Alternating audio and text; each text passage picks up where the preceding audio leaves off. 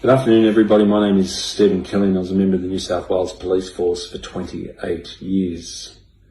I just wanted to speak to you briefly today about some statistics that were recently released in the mainstream media by a couple of journalists. The first being Joe Hildebrand and also Ben Fordham on his program. And Joe Hildebrand firstly wrote a very good article highlighting the senseless COVID scaremongering that had been undertaken by the government over the last couple of years when looking at the Australian Bureau of Statistics, which found that COVID deaths in fact accounted for just 1% of fatalities during the pandemic, but 92% of that 1% were people with pre-existing health problems ranging from pneumonia to heart disease.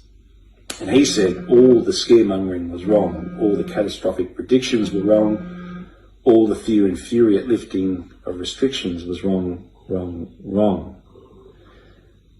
And we also know for a fact that the government had also been misrepresenting the true number of people attending hospital with COVID by including in the official statistics people who had initially gone to hospital with other complaints or presenting symptoms. This admission by the Health Minister a short time ago highlighted that the government was, in my view, deliberately creating unnecessary fear to presumably ensure people went and received the vaccine and the booster. And Ben Fordham made the comment that he wasn't playing down the situation or ignoring the grief of families, but he said these recorded statistics expose the overblown scare campaign that we have witnessed.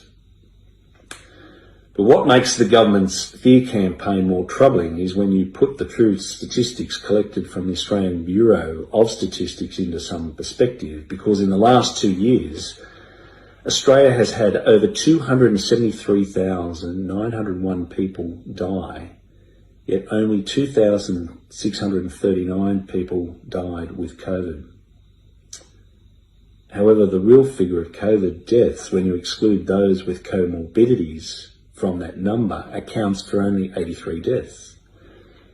So most of the 2,639 COVID deaths, in fact 96%, had 3 other comorbidities at the time of their death. In other words, only 1% of the total deaths in Australia since COVID arrived in early 2020 was due to the virus. And the median age of those who died with the virus was 81 years for men and 86 years for women. And these deaths were from March 2020 until the 31st of January 2022. And meanwhile, there were 32,000 deaths from heart disease in Australia and another 100,000 died from cancer during those 22 months. But more interestingly, the Cops for COVID Truth organisation posted an open letter to police on its website, and it also included some very interesting statistics. And those statistics were the following, and these were taken from official government figures.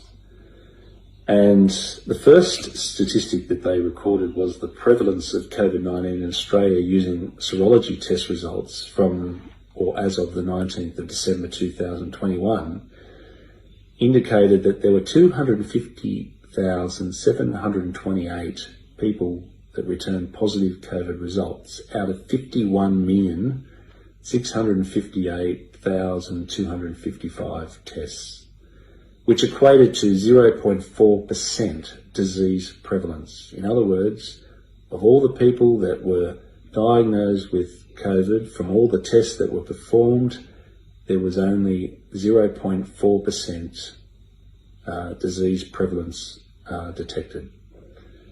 However, the prevalence of COVID-19 mortality in Australia from that same number of tests, 51,658,255 tests, was 0.004% mortality prevalence. In other words, the 2,146 deaths only equated out of the number of tests performed to 0.004% In other words, the survival rate in Australia for all ages was 99.11% survival rate.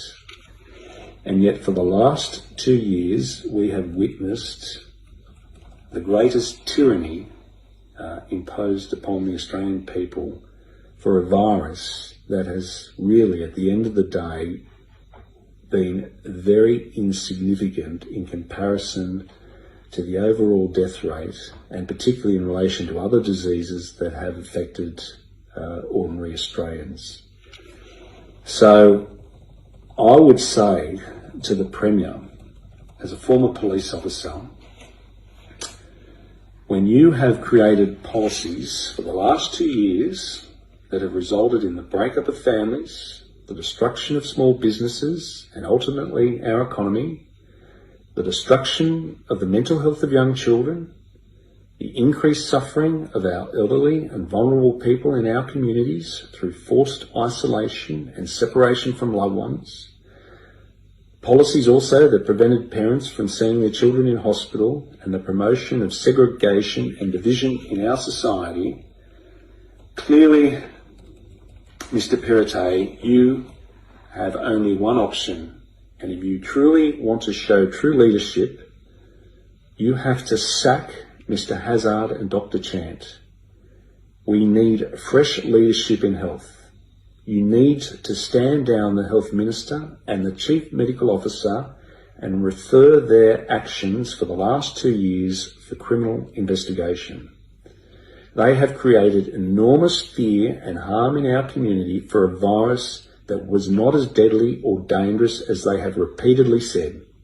They have misused hospital admission data to suggest more people were being admitted for COVID than what in fact was the true reality.